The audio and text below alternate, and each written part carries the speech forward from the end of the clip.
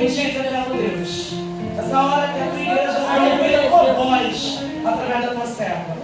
Senhor, que enquanto ela estiver aqui ministrando a tua palavra, o Senhor possa cuidar da casa dela, cuidar de sua filha, o Senhor dá um livramento, ó Deus bendito. E quando ela chegar na casa dela, ó Pai querido, vai estar tudo calmo para a glória do teu nome. Ó Deus, abençoa a tua igreja nessa noite, Pai. Usa a tua serva como o Senhor quer. Aleluia. E glorifica o teu santo nome nessa noite. Essa oração que eu faço, crendo na vitória da tua igreja, na vitória da tua filha, em nome de Jesus. Amém. Amém, Jesus. Glória. Só na igreja para o Senhor. Amém. Eu não estou muito feliz, irmãos. Grande a peleja. Minha filha estava me falando comigo no WhatsApp. Mãe, pelo amor de Deus, volta para casa, que eu estou com medo. Mãe, vem para casa, eu estou com medo de faltar a luz, ficar aqui sozinha. Eu falei, minha filha, não posso. Você começa a orar aí, bota louvor. E eu comecei a conversar com ela, tentar manter ela calma. Falei, minha filha, quando eu saio de casa, eu peço a Deus para botar um anjo. Aleluia. Então, o Espírito Santo está aí. E aí ela foi se acalmando, e o medo de faltar luz e ficar no escuro. E, irmãos, são essas coisas que acontecem. Mas hoje eu estou muito feliz, irmãos. Sabe por quê? Glória a Deus. Eu louvo a Deus pela vida dessa pastora abençoada. Louvo a Deus pela vida desse ministério. E por essa mulher que me conheceu, eu não queria nada com Jesus. Eu conhecia ela primeiro. Aleluia, Jesus. No ponto de pregação da irmã Celi, lá na Rua do Rio. Irmãos, ela via a minha revolta. Às vezes eu ia para lá na revolta. E hoje eu estou aqui para um livro assim. Aleluia, glória a Deus. Glória a Deus. Glória a Deus. É, Jesus. Glória. Essa oportunidade. Aleluia. Irmão, vamos abrir nossas Bíblias em nome de Jesus, na palavra tema, né? 2 Reis, capítulo 4, versículo 3. Só que eu vou ler desde o primeiro versículo. Tá? Aleluia, Jesus. Eliseu aumenta o azeite da viúva. Aleluia. Estou aqui com a bênção do meu pastor e com a bênção dele, tá? Aleluia.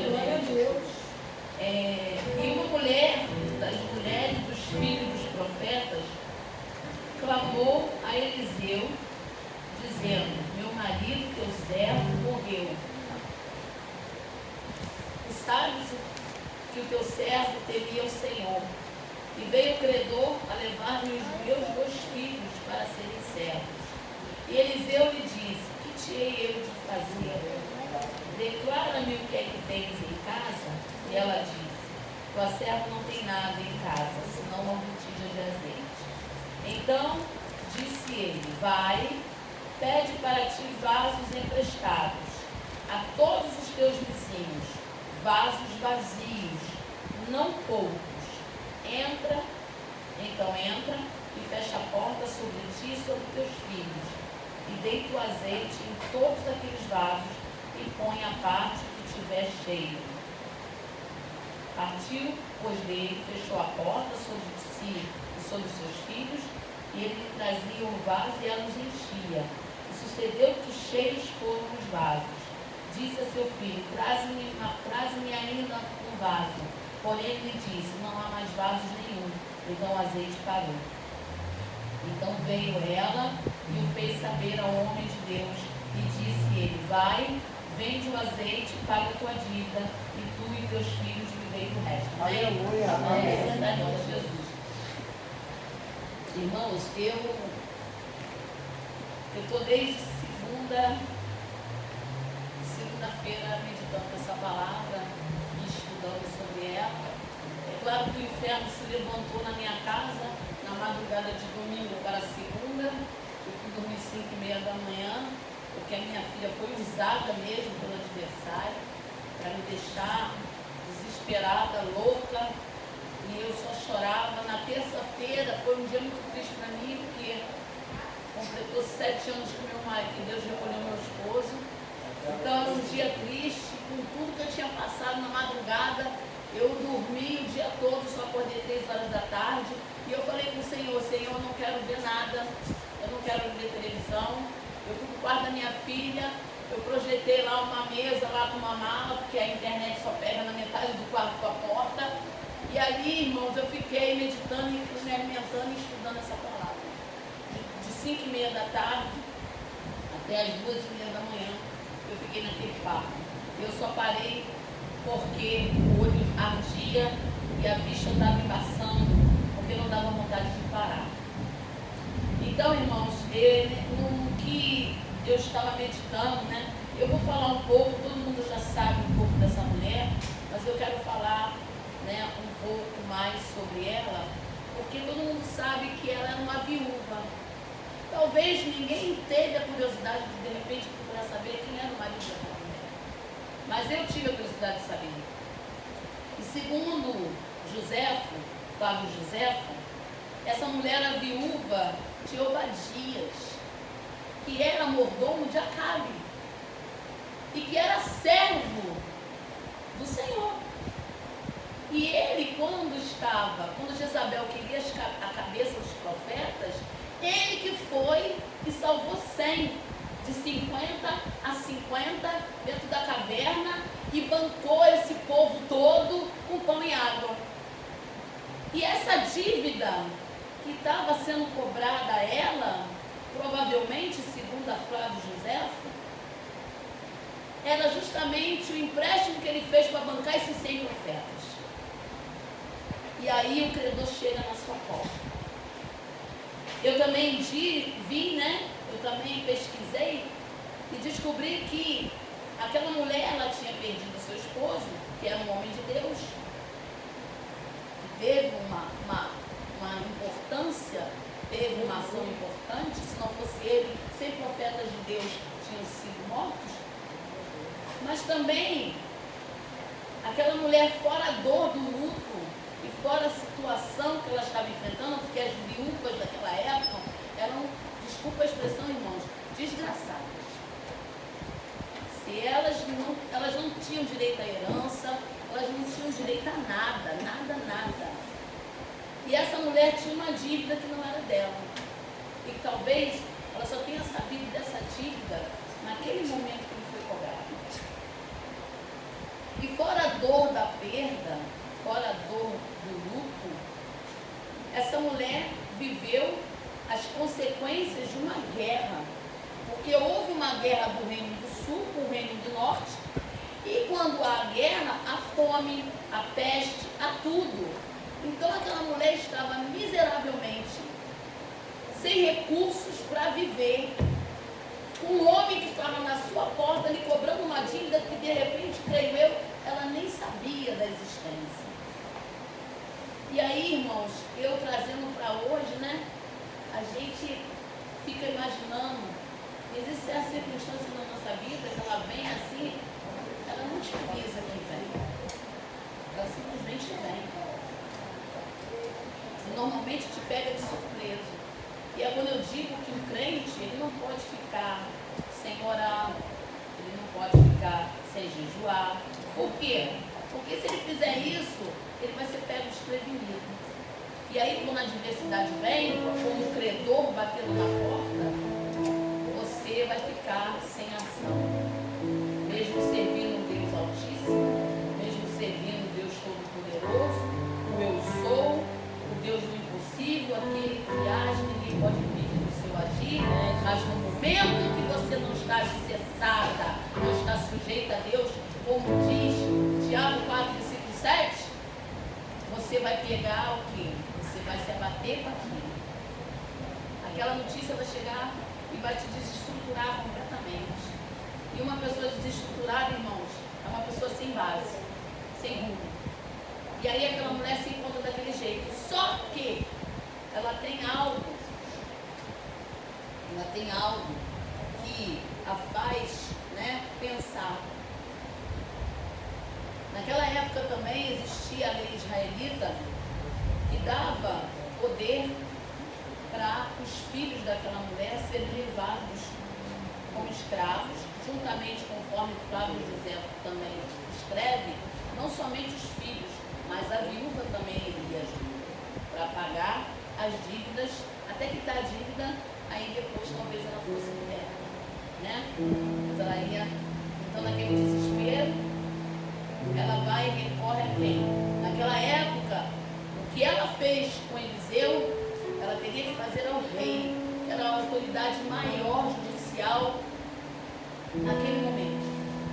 Só, irmãos, que quando eu vejo essa situação, eu entendo que existem horas que você procura pessoas erradas para resolver certas situações que só Deus pode fazer na tua vida. Aleluia. Não adianta você chamar. Existem coisas que a pastora não vai resolver. Existem coisas que o pastor não vai resolver. Existem coisas que é você e Deus. Aleluia. Glória a Deus. Existem processos, irmão, que é você e Deus. Não adianta clamar, não adianta pedir socorro, porque Deus não vai permitir ninguém se meter nessa situação. É você e Deus. Aleluia. Então aquela mulher, com toda a situação que ela estava enfrentando, ela conseguiu discernir e procurar a pessoa certa. Ela foi até Eliseu.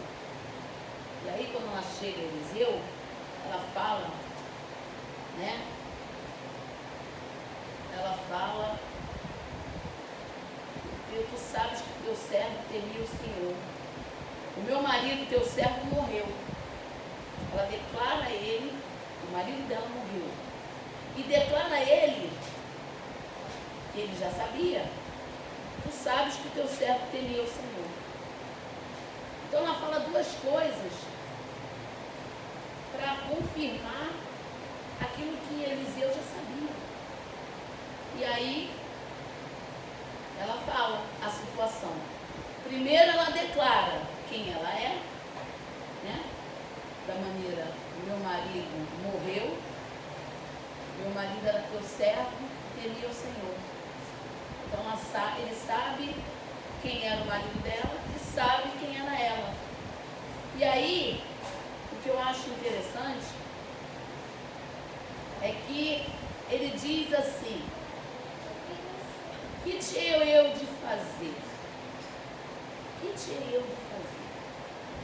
Eliseu era profeta, e na condição aqui, quando ela pergunta, quando ela fala com ele, meu marido, teu servo morreu, e tu sabes que teu servo temia o Senhor, e logo depois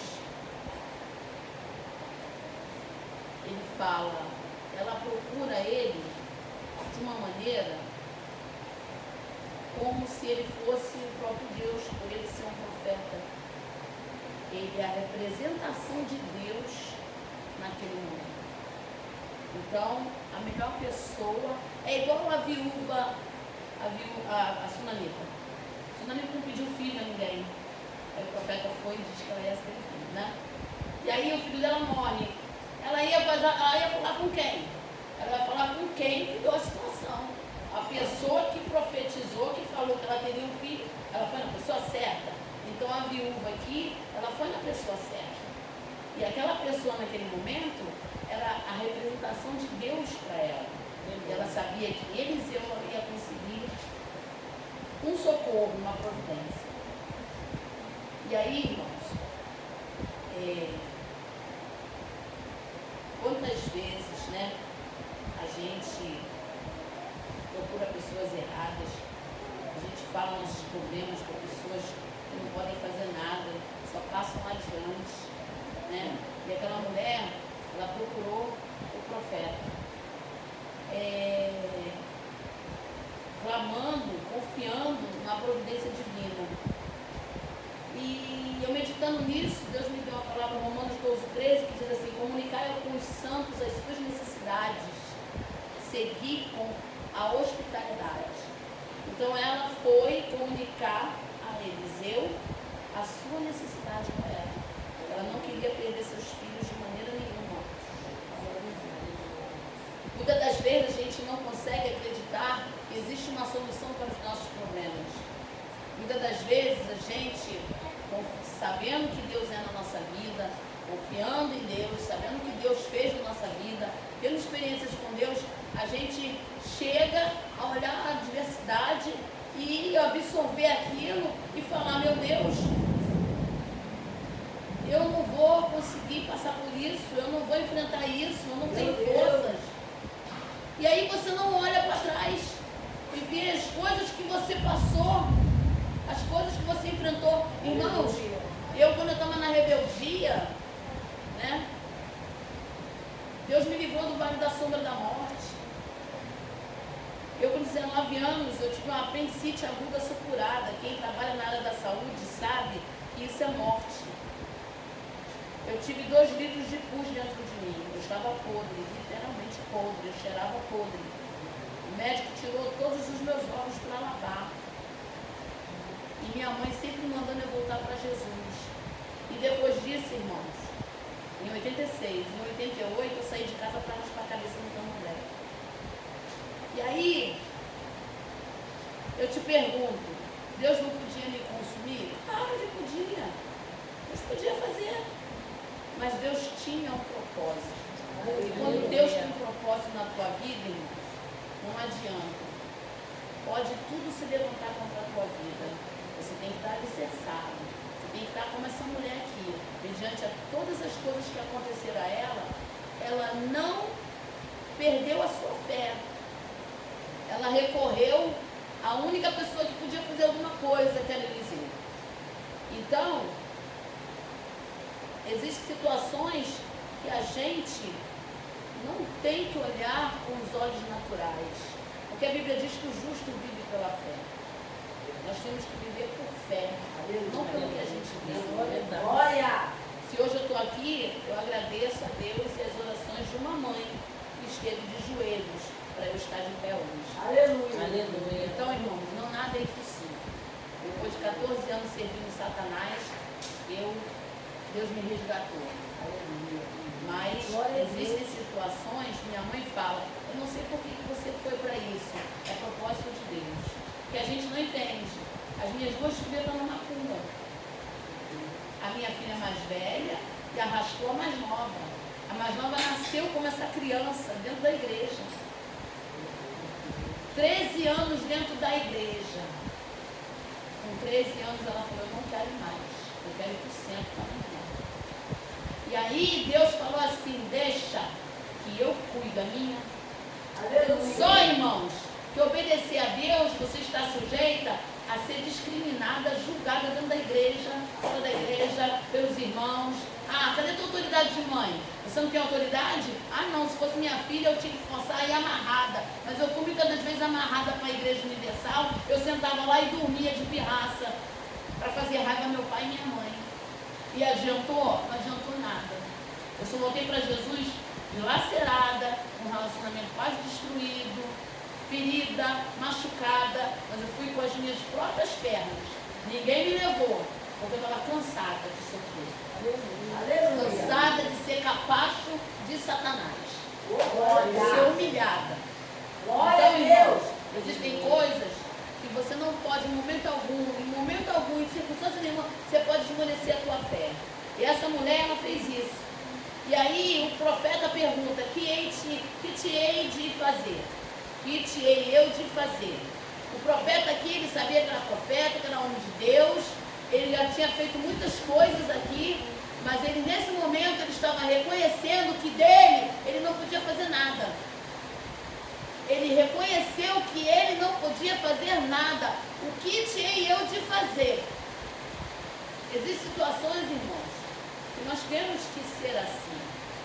A gente tem que sempre reconhecer que de nós a gente não consegue nada se Deus não fizer. Se Deus não permitir, se Deus não agir, eu não sei fazer nada, eu não posso fazer nada, mas Deus pode. Aleluia. Então a gente tem que ter esse reconhecimento. E Eliseu teve esse reconhecimento. E aí ele pergunta, declara-me o que é que tens em casa. E ela diz,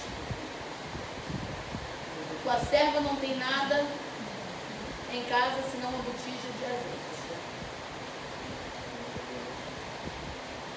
Uma botija de azeite.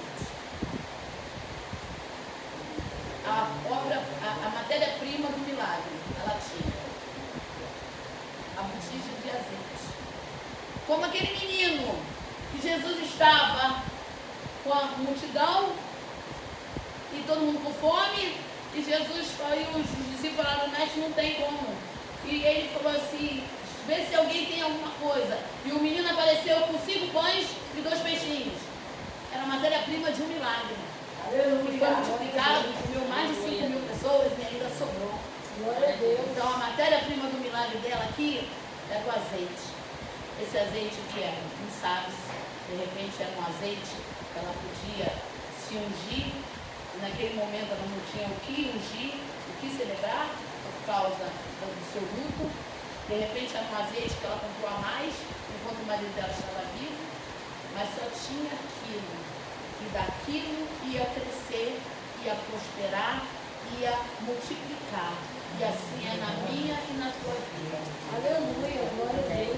Eu sou muito irmã, eu gosto muito, eu acho muito assim, ato de fé, é muito bom, tudo bem, mas hoje em dia as igrejas, algumas igrejas neopentecostal, elas criam situações, eu estava até comentando com as irmãs quando eu estava vindo, que as pessoas ficam bitoladas àquilo. Quebra de maldição. Jesus não se tornou maldição do maneiro? Eu vou quebrar o que mais? Campanha, pacto com a palavra. Ah, você não tem um pacto com a palavra? Você não aceitou Jesus? Você não vive disso aqui? As pessoas que não conhecem a palavra, que não examinam as escrituras, as pessoas ficam bitoladas com aquilo. Não, porque eu tenho que fazer a campanha, sessão do descarrego. Vou descarregar o quê, irmãos?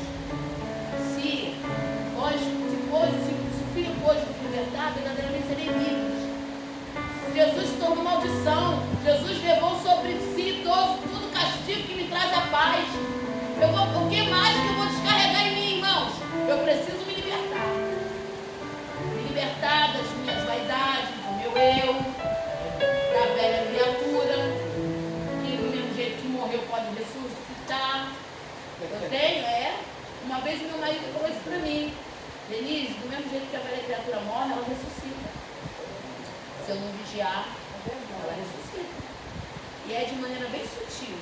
Quando você se dá conta, você já está perdida mesmo. A velha criatura já dominou e acabou. E aí, irmãos, o que acontece? Como diz, no versículo 3, que é o tema. Ele diz, vai e pede para ti vasos emprestados. Eu fiz tantos bolsos, irmãos. E eu não falei quase nada daqui. Meu Deus do céu. Vai e pede para ti, mas é coisa assim para não esquecer, né? Que às vezes Deus vai dando, aí se você não botar, de repente você esquece. Vai e pede para ti vasos emprestados a todos os teus vizinhos. Aí aqui, irmãos, o profeta ele deu uma ordem, vai, pede vasos emprestados a todos os teus vizinhos, não poucos. Bom, se aquela mulher fosse uma mulher antipática, se ela fosse uma péssima vizinha, será que aquela mulher ia ter vasos emprestados? Então eu aprendo aqui, eu preciso ser cordial, eu preciso ser amável, eu preciso ser simpática, eu preciso ser boa, eu preciso ser uma pessoa assim, que dê um bom testemunho, que seja uma vizinha, como na época que eu fui morar com meu esposo, quando eu fui morar com ele, eu não estava na presença de Deus ainda. Quando eu fui morar com ele, casei na Igrejinha Azul, eu aprendi que vizinho é o familiar mais próximo dele. Hoje em dia não, né? Hoje em dia se tu morrer, o vizinho, dependendo do vizinho, tu morre, teu vizinho está mais, né? Mas naquela época, em 93, existia isso. Então, por quê? Porque o vizinho, a minha primeira filha quando nasceu, eu quase matei ela. Porque eu não sabia, eu nunca cuidei de criança. Minha filha estava com febre, falaram, bota a criança na água fria para quebrar a chave. Eu botei a banheira, botei a garota começou a ficar toda vermelha e gritar. Eu ia ter um choque térmico, eu não sabia. Se não fosse a minha vizinha dos fundos, a minha filha tinha morrido. Então, irmãos, para que haja essa comunhão, essa amizade, né? Tem que existir uma empatia, né? Tem que existir amizade, né? Independente se ela é macumbeira ou se não é. Ela é sua vizinha, é uma alma, né? Você pode falar de Jesus. Então, se aquela mulher fosse uma pessoa soberba, antipática, ela não poderia pegar esses vasos. E aí talvez o milagre dela não seria da proporção que foi. E aí, o profeta, ele manda ela ir pegar esses vasos. E ele deixa bem claro, não poucas. Por quê? Porque quando eu quero um milagre, irmãos, eu não posso pensar pequeno. Eu tenho que pensar grande. Eu tenho que determinar grande, porque o meu Deus é grande. Aleluia, Deus. Quando eu era da Igreja da Graça, o missionário R.R. Soares falava uma coisa que muita gente não gostava, mas é uma realidade. Você tem um Deus conforme você busca. Se você busca muito, você tem um Deus que é um arranha-céu. Se você busca pouquinho, você tem um sobradinho de Deus. Tem pessoas que não aceitam, não entendem isso. Então, a mesma coisa com relação ao milagre. O meu milagre não pode ser pequenininho, irmãos, porque a Bíblia diz, né, que nós temos que comer o melhor dessa terra.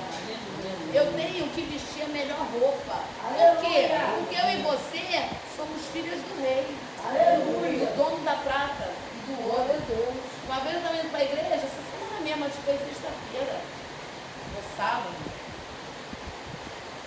Acho que foi, eu sei que eu estava passando e o rapaz da concessionária falou assim, a senhora vai comprar um carro hoje? Eu falei, hoje não. Tá bom, obrigada.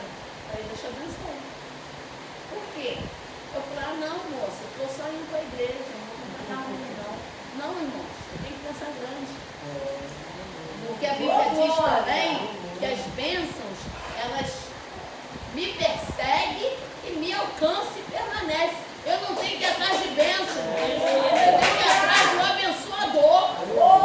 As pessoas hoje estão dentro da igreja atrás de bênção. A bênção é direito meu e teu.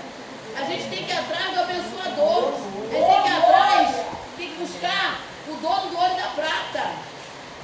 Aquele que a prosperidade é dom.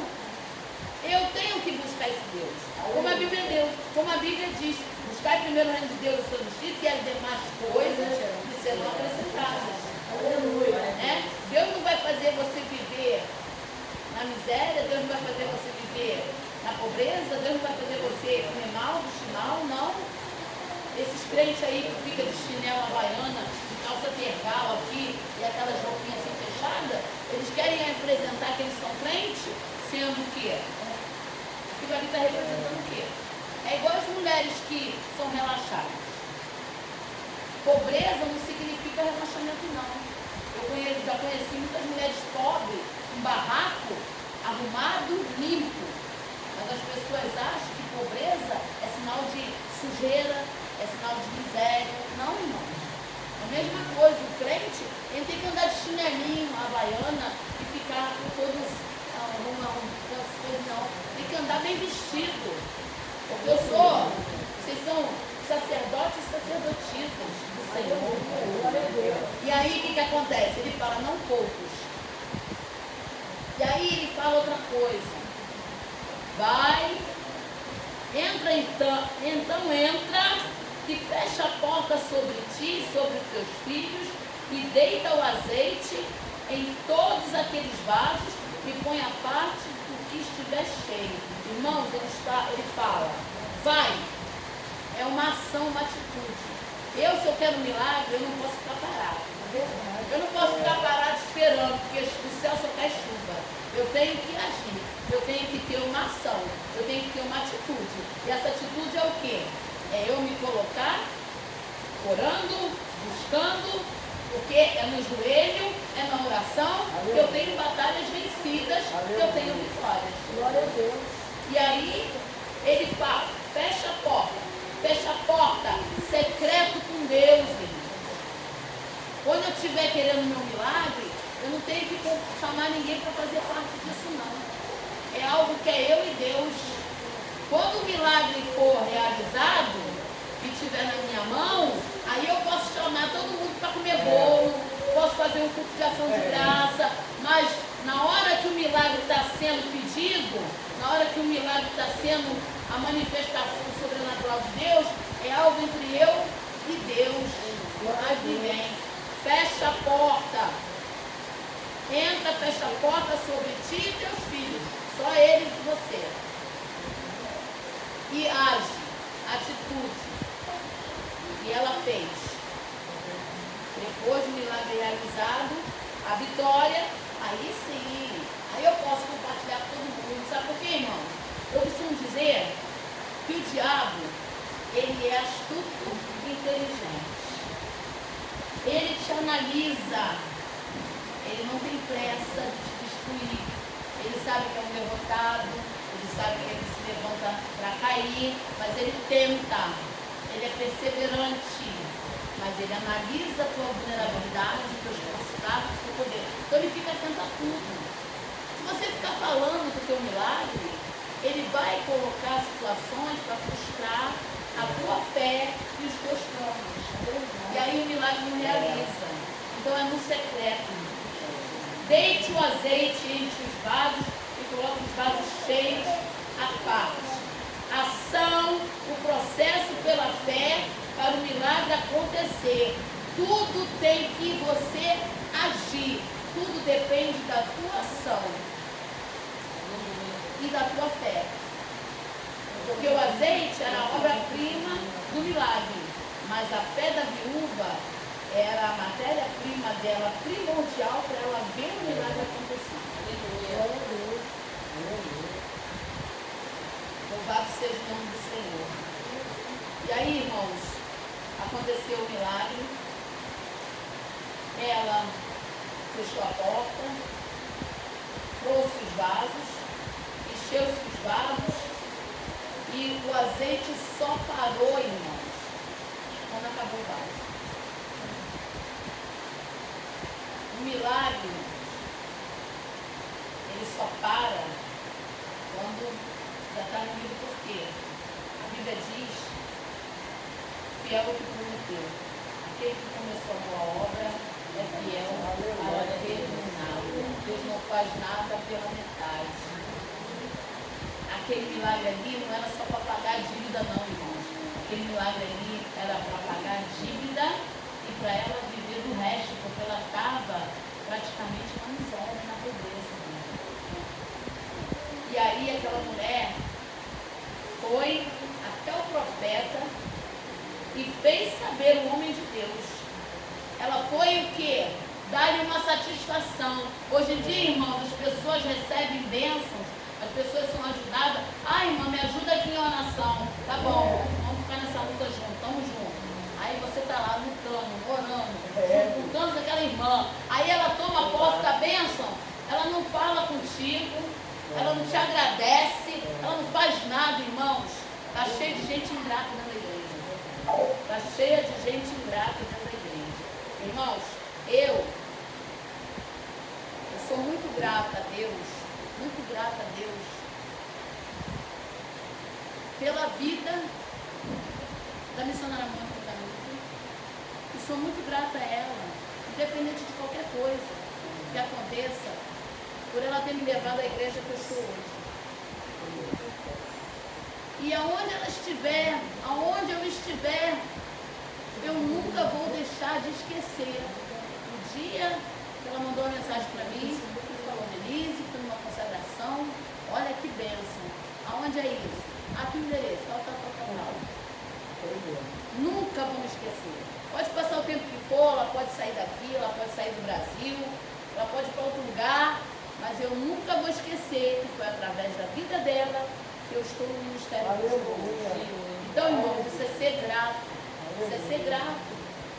Hoje em dia as pessoas não estão sendo gratas. As pessoas hoje, elas gostam, elas usam e depois descartam. E esquece que é servo de Deus. Irmão, nós temos que ser servo em todos os aspectos. Nós temos que ser unidos. Jesus está voltando. As pessoas estão brincando com o Evangelho. As pessoas estão vindo, as pessoas estão fazendo o Evangelho de comércio. As pessoas estão brincando com a palavra de Deus. E é momento da gente ficar olhando para Cristo. Porque Jesus está voltando e o povo que ele vem buscar é um povo no meio de um povo, é uma minoria no meio de um povo que se acha crente que vai subir.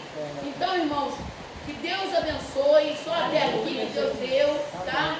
Eu agradeço a Deus por essa oportunidade e que você tome posse nessa noite. Que você creia que se você crer, você vai ver o teu milagre. Se você orar, você vai ter batalhas vencidas. Se você jejuar, você vai estar fortalecido para enfrentar o dia mal, as adversidades e tudo que vier pela sua frente. Porque Deus é contigo. E a Bíblia diz que a peleja não é nossa, é do Senhor. Então descanso o coração de vocês.